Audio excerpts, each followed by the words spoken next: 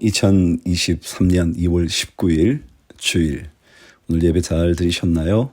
예배 후에 아마 이 말씀을 듣게 되실 것 같죠? 오늘도 말씀 속에서 하루가 정돈이 된다면 좋을 것 같고요. 말씀과 함께 하루를 마감한다면 좋은 하루이지 않을까요? 자, 하나님의 말씀 출애굽기 2장부터 시작할게요. 레위 가족 중 한 사람이 가서 레위 여자에게 장가 들어 그 여자가 임신하여 아들을 낳으니 그가 잘 생긴 것을 보고 석 달 동안 그를 숨겼으나 더 숨길 수 없게 되매 그를 위하여 갈대 상자를 가져다가 역청과 나무 진을 칠하고 아기를 거기 담아 나일 강과 갈대 사이에 두고 그의 누이가 어떻게 되는지를 알려고 멀리 섰더니 바로의 딸이 목욕하러 나일 강으로 내려오고 시녀들은 나일 강가를 거닐 때에 그가 갈대 사이에 상자를 보고 시녀를 보내어 가져다가 열고 그 아기를 보니 아기가 우는지라. 그가 그를 불쌍히 여겨 이르되 이는 히브리 사람의 아기로다. 그의 누이가 바로의 딸에게 이르되 내가 가서 당신을 위하여 히브리 여인 중에서 유모를 불러다가 이 아기에게 젖을 먹이게 하리이까. 바로의 딸이 그에게 이르되 가라 하매 그 소녀가 가서 그 아기의 어머니를 불러오니 바로의 딸이 그에게 이르되 이 아기를 데려다가 나를 위하여 젖을 먹이라. 내가 그 삭을 주리라. 여인이 아기를 데려다가 젖을 먹이더니 그 아기가 자라매 바로의 딸에게로 데려가니 그가 그의 아들이 되니라. 그가 그의 이름을 모세라 하여 이르되 이는 내가 그를 물에서 건져내었음이라 하였더라. 출애굽의 역사가 모세로부터 시작이 되었다 말한다면 그 모세의 이야기의 처음 시작은 하나님이시라는 것 기억해 보시죠. 모든 것이 하나님의 놀라운 계획 아래서 이루어지는 거예요. 아기를 물에 띄어보내는 거예요. 바로의 딸이 그를 건져내는 거예요. 그 곁에 모세의 누이가 있었던 거예요. 요게벳 어머니가 그를 젖먹이게 된 것이요. 그리고 마침내 바로의 딸에게 가 그의 아들이 되는 것이요. 하나님의 놀라운 섭리죠.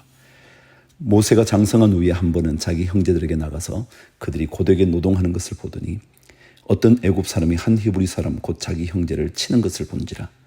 좌우를 살펴 사람이 없음을 보고 그 애굽 사람을 쳐 죽여 모래 속에 감추니라.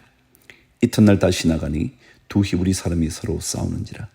그 잘못한 사람에게 이르되 내가 어찌하여 동포를 치느냐 하매 그가 이르되 누가 너를 우리를 다스리는 자와 재판관으로 삼았느냐. 내가 애굽 사람을 죽인 것처럼 나도 죽이려느냐. 모세가 두려워하여 이르되 일이 탈로 되었도다. 바로가 이 일을 듣고 모세를 죽이고자 하여 찾는지라. 모세가 바로의 낯을 피하여 미디안 땅에 머물며 하루는 우물 곁에 앉았더라. 미디안 제사장에게 7달이 있었더니 그들이 와서 물을 길어 구유에 채우고 그들의 아버지의 양떼에게 먹이려 하는데 목자들이 와서 그들을 쫓는지라.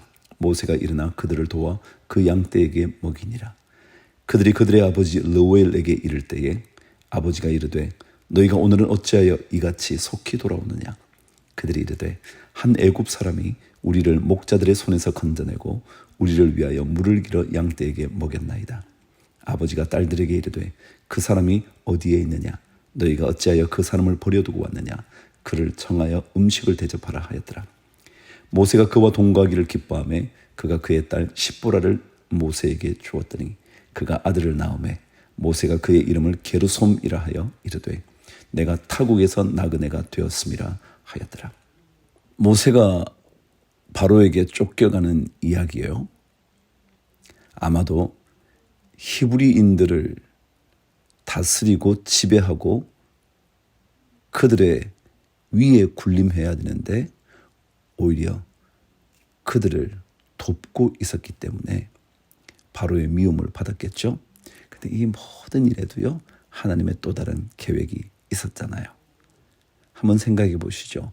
모세가 동족에 대한 마음이 없었다면 그는 바로의 왕궁에서 그의 인생을 마쳤겠죠. 출애굽의 역사를 이룰 수 없었겠죠.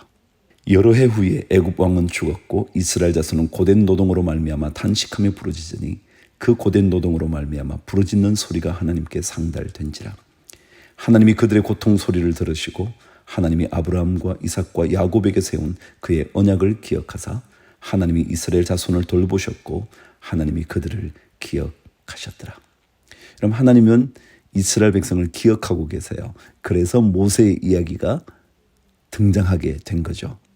하나님이 이스라엘 백성의 고통을 잊고 계셨다면 모세를 등장시킬 필요가 없었거든요. 누가복음 5장. 자, 시몬 베드로를 부르시는 이야기부터 시작하네요. 무리가 몰려와서 하나님의 말씀을 들을새 예수는 게네사렛 호숫가에 서서 호숫가에 배 두 척이 있는 것을 보시니 어부들은 배에서 나와서 그물을 씻는지라. 예수께서 한 배에 오르시니 그 배는 시몬의 배라. 육지에서 조금 떼기를 청하시고 앉아서 배에서 무리를 가르치시더니 말씀을 마치시고 시몬에게 이르시되 깊은 데로 가서 그물을 내려 고기를 잡으라. 시몬이 대답하여 이르되 선생님, 우리들이 밤이 새도록 수고하였으되 잡은 것이 없지만은 말씀에 의지하여 내가 그물을 내리이다 하고 그렇게 하니 고기를 잡은 것이 심이 많아 그물이 찢어지는지라.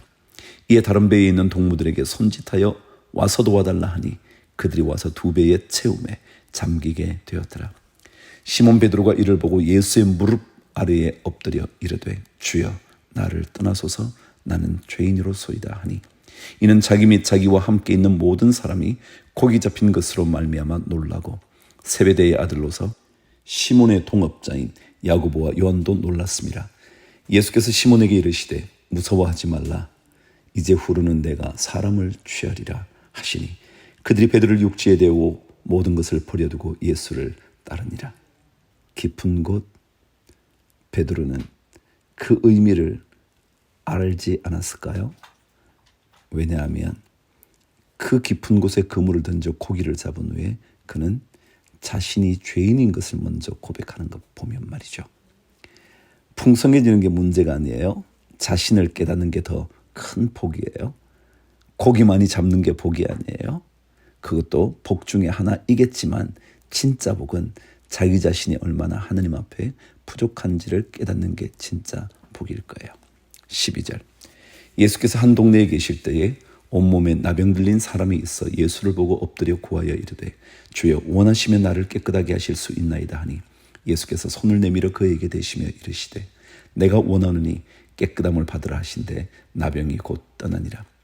예수께서 그를 경고하시되 아무에게도 이르지 말고 가서 제사장에게 내 몸을 보이고 또 내가 깨끗하게 됨으로 인하여 모세가 명한 대로 예물을 드려 그들에게 입증하라 하셨더니 예수의 소문이 더욱 퍼짐에 수많은 무리가 말씀도 듣고 자기 병도 고침을 받고자 하여 모여오되 예수는 물러가사 한적한 곳에서 기도하시니라.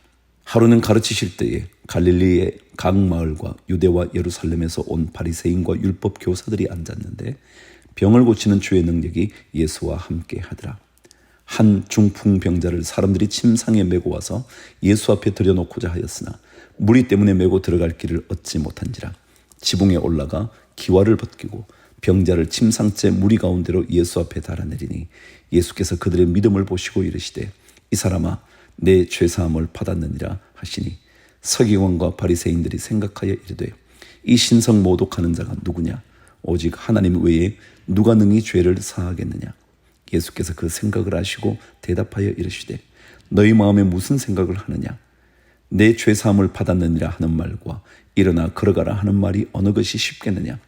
그러나 인자가 땅에서 죄를 사는 권세가 있는 줄을 너희로 알게 하리라 하시고 중풍병자에게 말씀하시되 내가 네게 이르노니 일어나 내 침상을 가지고 집으로 가라 하시매 그 사람이 그들 앞에서 곧 일어나 그 누웠던 것을 가지고 하나님께 영광을 돌리며 자기 입으로 돌아가니 모든 사람이 놀라 하나님께 영광을 돌리며 심히 두려워하여 이르되 오늘 우리가 놀라운 일을 보았다 하니라.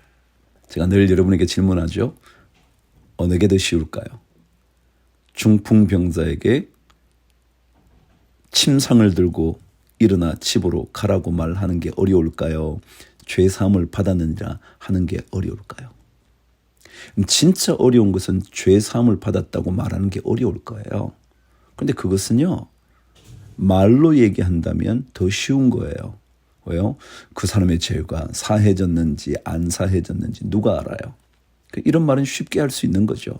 그런데 일어나 침상을 가지고 집으로 가라라고 말하는 것은 말을 듣자마자 그 사람이 나아서 일어나서 가야 되는데 그게 쉽겠어요? 제가 예를 들어 여러분에게 암이라는 병에서 낫게 되라고 말해서 금방 낫게 된다면 그는 진짜 쉽지 않은 일이잖아요. 그건 어려운 말이죠. 그런데 주님은 그 어려운 일을 해결하시면서 뭐라고 말씀하시느냐면 이 능력이 내게 있는 것으로 본다면 죄 사함 받으라고 말하는 이 말 가능할 거다. 그걸 얘기하는 거예요. 그렇게 본다면 죄 사함 받는 일이 사실은 어렵지만 사람들 눈에 보기에는 침상을 들고 일어나 걸어가는 게 더 어렵게 느껴질 거란 말이죠. 그 후에 예수께서 나가사 레위라 하는 세리가 세관에 앉아 있는 것을 보시고 나를 따르라 하시니 그가 모든 것을 버리고 일어나 따르니라. 레위가 예수를 위하여 자기 집에서 큰 잔치를 하니 세리와 다른 사람이 많이 함께 앉아 있는지라. 바리새인과 그들의 서기관들이 그 제자들을 비방하여 이르되 너희가 어찌하여 세리와 죄인과 함께 먹고 마시느냐.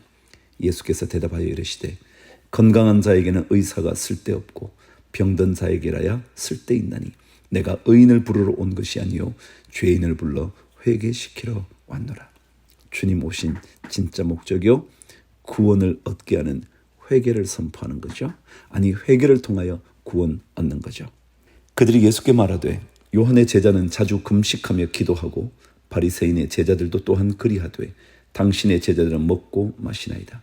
예수께서 그들에게 이르시되 혼인집 손님들이 신랑과 함께 있을 때에 너희가 그 손님으로 금식하게 할 수 있느냐. 그러나 그날에 이르러 그들이 신랑을 빼앗기리니 그날에는 금식할 것이니라. 또 비유하여 이르시되 새 옷에서 한 조각을 찢어 낡은 옷에 붙이는 자가 없나니 만일 그렇게 하면 새 옷을 찢을 뿐이요 또 새 옷에서 찢은 조각이 낡은 것에 어울리지 아니하리라. 새 포도주를 낡은 가죽 부대에 넣는 자가 없나니 만일 그렇게 하면 새 포도주가 부대를 터뜨려 포도주가 쏟아지고 부대도 못 쓰게 되리라. 새 포도주는 새 부대에 넣어야 할 것이니라. 묵은 포도주를 마시고 새 것을 원하는 자가 없느니 이는 묵은 것이 좋다 함이니라. 이런 포도주는 묵은 게 좋을지 모르지만요. 삶은 늘 새로워지는 게 좋아요. 주님 만나서 말이죠. 자, 오늘 욥기 19장 말씀으로 넘어갑니다. 욥이 대답하여 이르되 너희가 내 마음을 괴롭히며 말로 나를 짓부수기를 어느 때까지 하겠느냐. 너희가 10번이나 나를 학대하고도 부끄러워 아니하는구나. 비록 내게 허물이 있다 할지라도 그 허물이 내게만 있느냐. 너희가 참으로 나를 향하여 자만하며 내게 수치스러운 행위가 있다고 증언하려면 하려니와 하나님이 나를 억울하게 하시고 자기 그물로 나를 애워사신 줄을 알아야 할지니라. 정말 그렇죠. 우리가 남을 어떻게 비난할 수 있겠어요. 우리 다 그런 허물을 가진 죄인들인데요. 내가 폭행을 당한다고 부르짖으나 응답이 없고 도움을 간구하였으나 정의가 없구나. 그가 내 길을 막아 지나가지 못하게 하시고 내 앞길에 어둠을 두셨으며 나의 영광을 거두어 가시며 나의 관모를 머리에서 벗기시고 사면으로 나를 헐으시니 나는 죽었구나. 내 희망을 나무 뽑듯 뽑으시고 나를 향하여 진노하시고 원수같이 보시는구나. 그 군대가 일제히 나와서 길을 도두고 나를 치며 내 장막을 둘러 진을 쳤구나. 나의 형제들이 나를 멀리 떠나게 하시니 나를 아는 모든 사람이 내게 낯선 사람이 되었구나. 내 친척은 나를 버렸으며 가까운 친지들은 나를 잊었구나. 내 집에 머물러 사는 자와 내 여종들은 나를 낯선 사람으로 여기니 내가 그들 앞에서 타국 사람이 되었구나. 내가 내 종을 불러도 대답하지 아니하니 내 입으로 그에게 간청하여야 하겠구나. 내 아내도 내 숨결을 싫어하며 내 허리의 자식들도 나를 가련하게 여기는구나. 어린 아이들까지도 나를 업신여기고 내가 일어나면 나를 조롱하는구나. 나의 가까운 친구들이 나를 미워하며 내가 사랑하는 사람들이 돌이켜 나의 원수가 되었구나. 내 피부와 살이 뼈에 붙었고 남은 것은 겨우 잇몸뿐이로구나. 나의 친구야, 너희는 나를 불쌍히 여겨다오. 나를 불쌍히 여겨다오. 하나님의 손이 나를 치셨구나. 너희가 어찌하여 하나님처럼 나를 박해하느냐. 내 살로도 부족하냐. 나의 말이 곧 기록되었으면 책에 쓰여졌으면 철필과 납으로 영원히 돌에 새겨졌으면 좋겠노라. 내가 알기에는 나의 대속자가 살아계시니 마침내 그가 땅 위에 서실 것이라. 내 가죽이 벗김을 당한 뒤에도 내가 육체 밖에서 하나님을 보리라. 내가 그를 보리니 내 눈으로 그를 보기를 낯선 사람처럼 하지 않을 것이라. 내 마음이 초조하구나.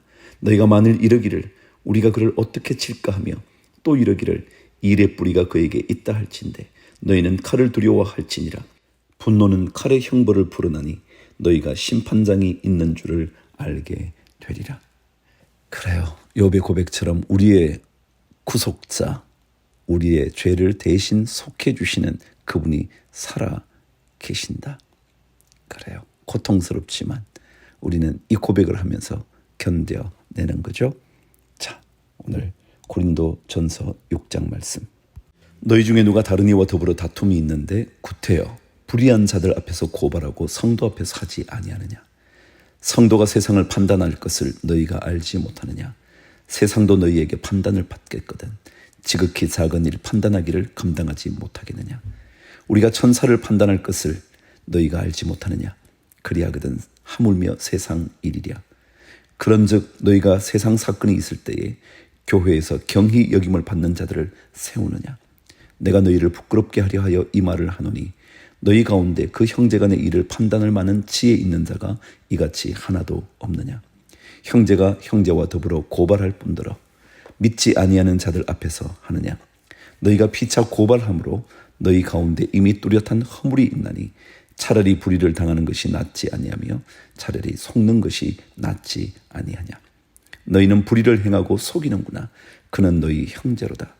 불의한 자가 하나님의 나라를 유업으로 받지 못할 줄을 알지 못하느냐. 미혹을 받지 말라.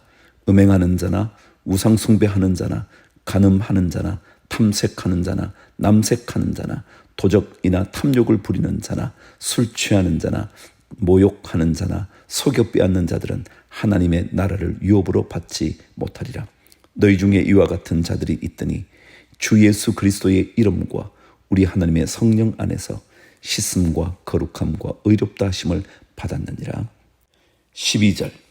모든 것이 내게 가하나 다 유익한 것이 아니요 모든 것이 내게 가하나 내가 무엇에든지 얽매이지 아니하리라.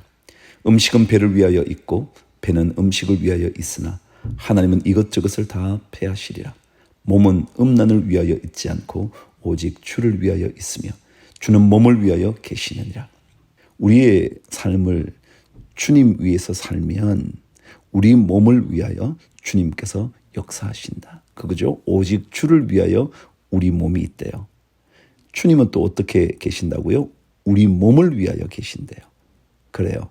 순서가 그렇거든요. 우리 몸을 위해서 사는 게 아니고요. 주를 위해서 살면 몸을 지켜주시고 인도하시고 보호하시고 책임져 주시는 주님 계신다. 그걸 경험하는 거예요. 하나님이 주를 다시 살리셨고 또한 그의 권능으로 우리를 다시 살리시리라. 너희 몸이 그리스도의 지체인 줄을 알지 못하느냐. 내가 그리스도의 지체를 가지고 창녀의 지체를 만들겠느냐. 결코 그럴 수 없느니라. 창녀와 합하는 자는 그와 한 몸인 줄을 알지 못하느냐. 일러스되 둘이 한 육체가 된다 하셨으니 주와 합하는 자는 한 영이니라. 음행을 피하라. 사람이 범하는 죄마다 몸 밖에 있거니와 음행하는 자는 자기 몸의 죄를 범하느니라. 너희 몸은 너희가 하나님께로부터 받은 바 너희 가운데 계신 성령의 전인 줄을 알지 못하느냐. 너희는 너희 자신의 것이 아니라 값으로 산 것이 되었으니 그런즉 너희 몸으로 하나님께 영광을 돌리라. 우리 몸은요 값진 몸이에요. 정말 소중하고도 귀중하고도요 가장 가치 있는 몸이죠. 왜요? 예수 그리스도의 십자가의 죽으심의 보혈로 건짐받은 새로운 몸이거든요. 새로운 피조물이거든요. 죄로 말미암아 죽을 몸이 아니거든요. 이 값진 몸을 주의 영광을 위하여 쓰라고. 오늘도 그 영광 위에 우리가 살아가는 것 아닐까요? 자, 구약 말씀 읽습니다. 호세아 7장 말씀입니다. 내가 이스라엘을 치료하려 할 때에 에브라임의 죄와 사마리아의 악이 드러나도다. 그들은 거짓을 행하며 안으로 들어가 도둑질하고 밖으로 떼지어 노략질하며 내가 모든 악을 기억하였음을 그들의 마음에 생각하지 아니하거니와 이제 그들의 행위가 그들을 애워싸고 내 얼굴 앞에 있도다. 그들이 그 악으로 왕을 그 거짓말로 지도자들을 기쁘게 하도다. 그들은 다 간음하는 자라 과자 만드는 자에 의해 달궈진 화덕과 같도다. 그가 반죽을 뭉침으로 발효되기까지만 불 일으키기를 그칠 뿐이니라. 우리 왕의 날에 지도자들은 술의 뜨거움으로 병이 나며 왕은 오만한 자들과 더불어 악수하는도다. 그들이 가까이 올 때에 그들의 마음은 간교하여 화덕 같으니 그들의 분노는 밤새도록 자고 아침에 피우는 불꽃 같도다. 그들이 다 화덕같이 뜨거워져서 그 재판장들을 삼키며 그들의 왕들을 다 엎드러지게 하며 그들 중에는 내게 부르짖는 자가 하나도 없도다. 자신의 분노에 따라 삶을 움직이는 것이 아니라 하나님께 부르짖는 것, 그것이 하나님의 백성들의 삶의 방식이죠. 에브라임이 여러 민족 가운데에 혼합되니 그는 곧 뒤집지 않은 전병이로다. 이방인들이 그의 힘을 삼켰으나 알지 못하고 백발이 무성할지라도 알지 못하는도다. 이스라엘의 교만은 그 얼굴에 드러났나니 그들이 이 모든 일을 당하여도 그들의 하나님 여호와께로 돌아오지 아니하며 구하지 아니하는도다. 에브라임은 어리석은 비둘기같이 지혜가 없어서 애굽을 향하여 부르짖으며 아수르로 가는구나. 이게 뭐예요? 비둘기가 어리석어서 그물이 있는데도, 새를 잡는 올무가 있는데도 그 먹이만 가지러 간다는 거예요.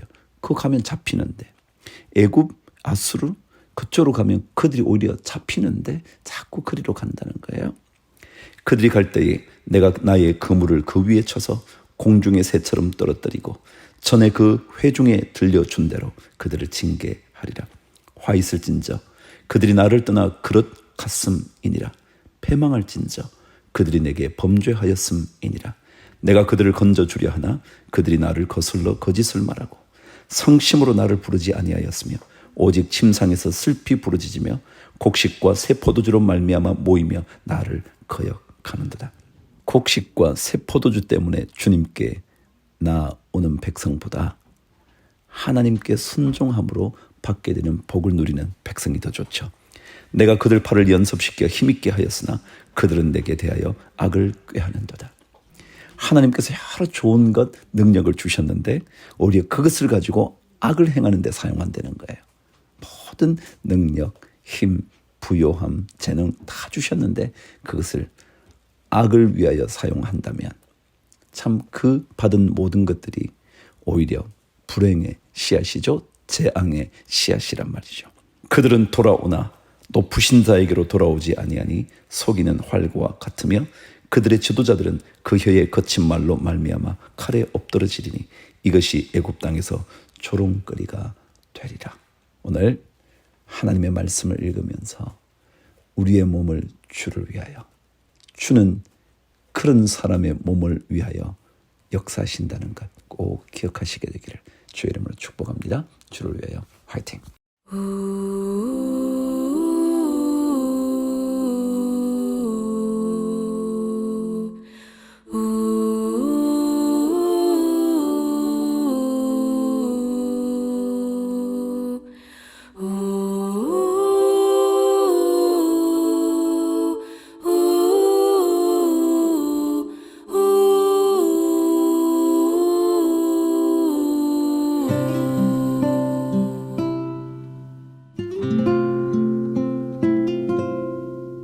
작은 갈대 상자 물이 새지 않도록 역청과 나무진을 칠하네.